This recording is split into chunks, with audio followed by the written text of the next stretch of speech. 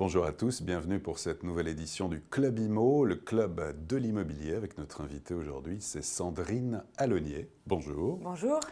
Vous êtes responsable des relations banques et porte-parole de vousfinancer.com, réseau de courtiers en crédit immobilier avec plus de 110 banques partenaires. Alors Sandrine Allonnier, la fin du mois de mai marque les premiers signes d'une très légère remontée des taux. La LCL a remonté ses taux de 0,10 points sur 20 ans. Est-ce le début d'un retournement de tendance ? Ben oui, il semblerait que oui, les taux vont remonter. Ça fait maintenant presque 3 ans qu'ils baissent. Mais là, sous l'effet de la remontée des taux d'emprunt d'État, aujourd'hui, on a une banque qui a remonté ses taux et on sait déjà que d'autres banques vont procéder à des légères hausses pour le mois de juin. Alors, lesquelles et quand ?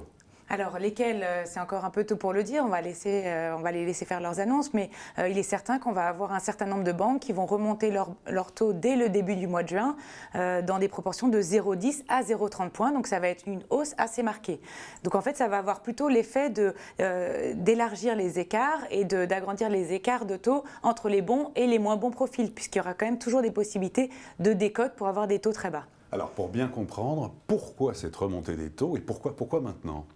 Alors pourquoi maintenant? Personne ne pouvait s'y attendre. En fait, on a eu une très forte hausse des taux d'emprunt d'État qui sont passés de 0,25 début avril, un plus bas, jusqu'à 1% là début mai. Donc cette très forte remontée entraîne inévitablement une hausse des taux bancaires et elle est liée tout simplement à la politique de la Banque centrale européenne qui a fait une opération de quantitative easing qui a eu pour effet d'abord de baisser les taux puis de les remonter parce qu'aujourd'hui les investisseurs savent que cette opération va fonctionner, que l'inflation va remonter et que la croissance va revenir. Donc c'est finalement des bonnes nouvelles qui entraînent la hausse des taux. Donc il faut aussi le voir un petit peu comme un signe de reprise économique.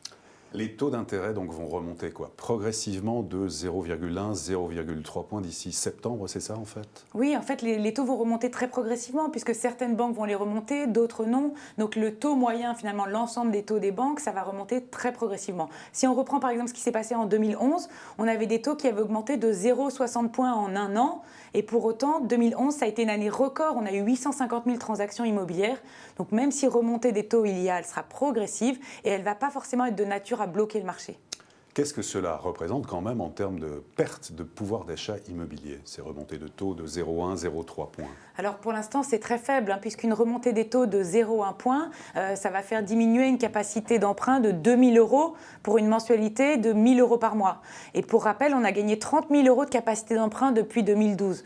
Donc même si les taux remontent aujourd'hui de 0,30 points, on va revenir au niveau de janvier 2015 et même s'ils remontent de 0,70 points, c'est-à-dire qu'on arrive à 3% en moyenne sur 20 ans, on va revenir au niveau de l'été 2014 où on parlait déjà de plus bas niveau historique.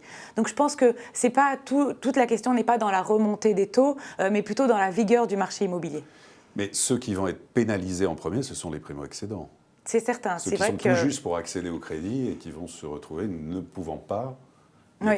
Alors malheureusement, les primo-accédants n'ont pas complètement bénéficié de la baisse des taux, puisque à cause de la conjoncture économique, à cause de la montée du chômage, ils restaient attentistes et ne souhaitaient pas tout de suite acheter.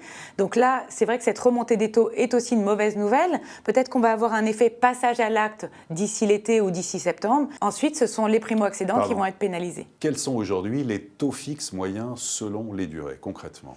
Alors aujourd'hui, on peut emprunter en moyenne à 2% sur 15 ans, 2,30% sur 20 ans et 2,75% sur 25 ans. Mais pour les très bons dossiers, on peut trouver des taux à moins de 2% sur 15 et 20 ans. Donc ce sont des taux historiquement bas, on l'a assez dit. Et pour ces très bons dossiers qui restent très recherchés par les banques, les taux vont rester très bas puisqu'il y aura toujours des possibilités de décote, de réduction de taux en fonction de la qualité des dossiers. Alors, vous qui accompagnez dans les étapes de financement les primo-accédants, vous avez financé 1 milliard de crédits en 2014. Quelles sont les principales demandes et les principaux freins ? Alors aujourd'hui, ceux qui veulent accéder à la propriété, les primo-accédants, le principal frein, c'est l'apport, puisque les banques demandent quasi systématiquement 10% d'apport pour financer les frais. Donc pour un bien moyen à 150 000 €, on va demander 15 000 €. Ce n'est pas toujours évident de réunir 15 000 € d'apport à 25 ou 30 ans. Ça, c'est le principal frein. L'autre frein qu'on avait ces dernières années et qu'on n'a plus, ce sont les durées de prêt. Aujourd'hui, grâce au niveau très bas des taux, on peut aujourd'hui emprunter autant sur 25 ans que sur 30 ans. Donc aujourd'hui, on n'a aucun problème pour financer des gens entre 20 20 et 25 ans. Donc le principal frein, c'est l'apport, mais c'est surtout l'envie d'acheter, l'envie de devenir propriétaire et de se projeter sur le long terme. Et c'est ça aujourd'hui ce qui manque dans le marché immobilier, c'est la confiance. Vous ne sentez pas cette confiance revenir progressivement? Pas encore? On la sent légèrement revenir. C'est vrai que le début de l'année 2015 a été très favorable. Nous, on a eu plus 20% de demandes sur les achats immobiliers, sur les prêts pour financer des achats.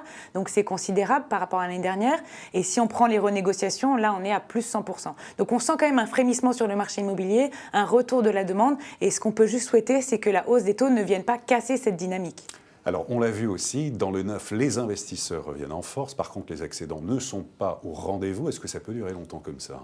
Oui, ça peut durer encore longtemps puisque aujourd'hui, quelqu'un qui veut acheter pour la première fois va déterminer sa capacité d'emprunt et va voir ce qu'il peut acheter dans le neuf et dans l'ancien.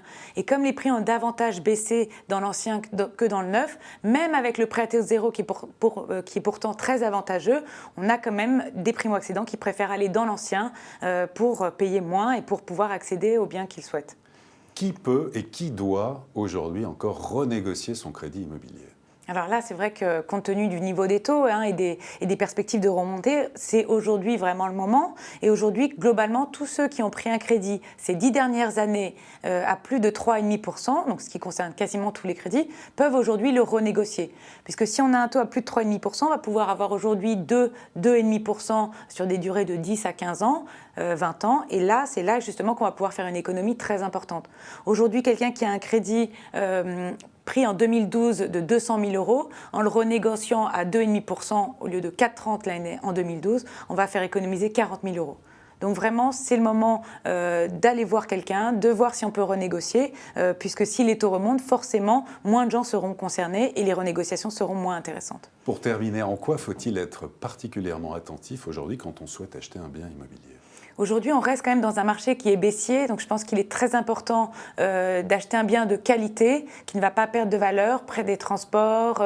On peut aussi, pour faire des plus-values, regarder les projets dans le quartier. Je pense qu'il faut vraiment être attentif à la qualité du bien et bien monter son dossier de prêt pour pouvoir bénéficier de taux toujours très bas malgré la remontée. Sandrine Alonier, merci beaucoup. À bientôt. Et à très bientôt pour une prochaine édition du Club Imo, Explore Imo, Le Figaro.